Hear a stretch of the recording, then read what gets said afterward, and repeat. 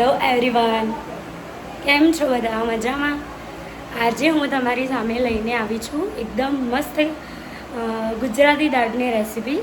અને કોમન છે, ગુજરાતી દાળ તો બધાના ઘરે બનતી જ હોય છે અને બધાને એટલી ભાવતી પણ હોય છે. તો જો ગુજરાતી દાળ સારી બની જાય તો દાળ ભાત ખાવાની વધારે મજા આવે.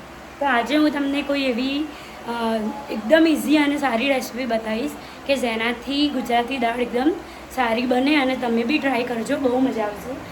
તો આપણે આજે ગુજરાતી દાળ બનાવીએ છીએ એટલે ઓફકોર્સ બ્લોગ બી હું ગુજરાતીમાં બનાવીશ. તો હું તમને હવે રેસીપી બતાવવા જઈ રહી છું. ગુજરાતી દાળ બનાવવા માટે જોઈશે ટામેટાં, મરચાં, લીમડો, પછી આપણા જે બેઝિક મસાલા હોય છે એ.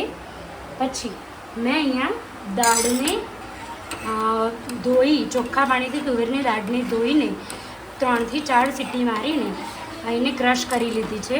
તો આ દાળ છે અને આપણી પાસે છે આ લીંબુનો રસ અને ગોળ.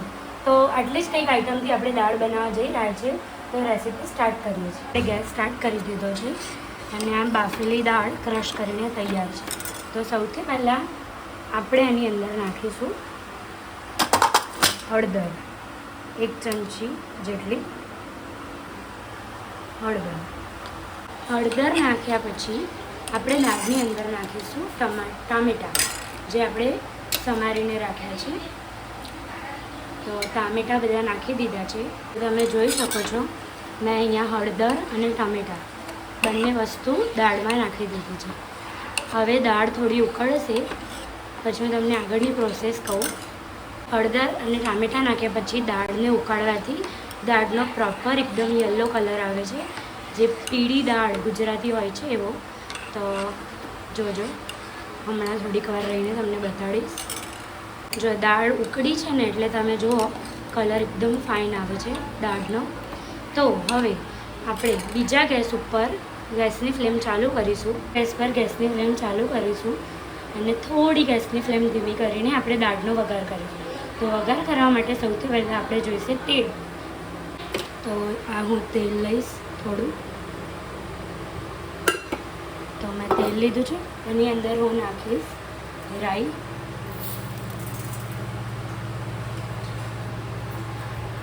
અને થોડુંક સ્લાઇટલી હું જીરું નાખીશ.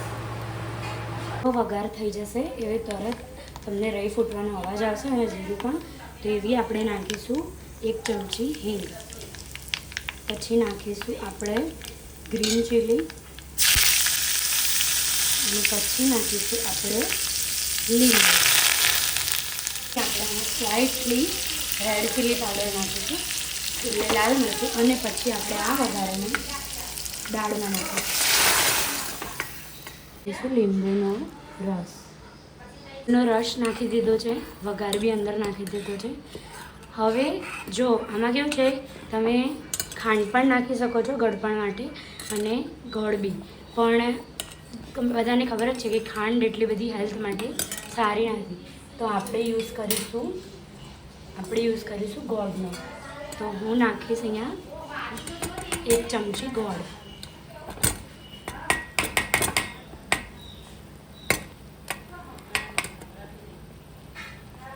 હવે નાખીશું આપણે આમાં 1 ચમચી મીઠું. હવે આપણે આમાં નાખીશું ધાણા જીરું પાવડર. આપણે નાખીશું મેથીનો મસાલો. આ સિક્રેટ ઇન્ગ્રેડિયન્ટ્સ છે.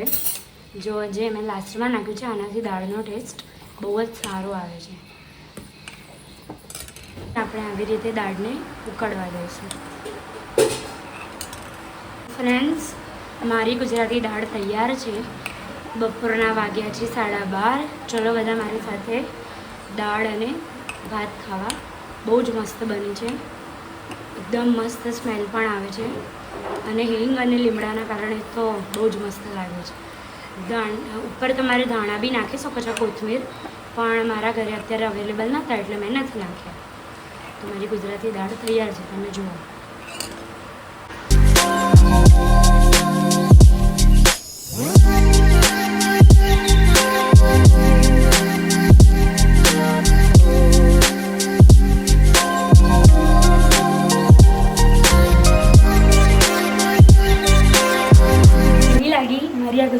આજની રેસીપી મને જલ્દીથી કમેન્ટમાં બતાવજો અને કહેજો કે તમને બી કેવી લાગી, ટ્રાય કરજો.